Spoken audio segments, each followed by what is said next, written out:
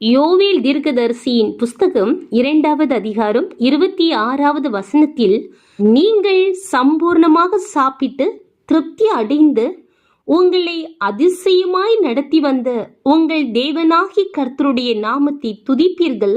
என் ஜனங்கள் ஒருபோதும் வெட்கப்பட்டு போவது இல்லை. இந்த வசனத்தில் கடவுளின் உடன்படிக்கையையும் அவருடைய அன்பு மற்றும் இரக்கத்தின் வெளிப்பாட்டையும் எடுத்துரைப்பதோடு நின்றுவிடாமல், தேவன் தமது மக்களை எவ்வாறு நேசிக்கிறார், அவர்களுக்கு தேவையான அனைத்தையும் எவ்வாறு வழங்குகிறார், அவர்களின் வாழ்க்கையை எவ்வாறு ஆசிர்வதிக்கிறார் என்று வெளிப்படையாக தெள்ளத் தெளிவாக எடுத்துரைக்கின்றது. தேவனை நம்பிக்கொண்டிருக்கிற தேவ பிள்ளைகளாகிய நம்மையும் தேவன் இந்த வசனத்தின்படி நடத்துவார் என்று விசுவாசித்து நம்முடைய வாழ்க்கையை வாழத் தொடங்குவோம்.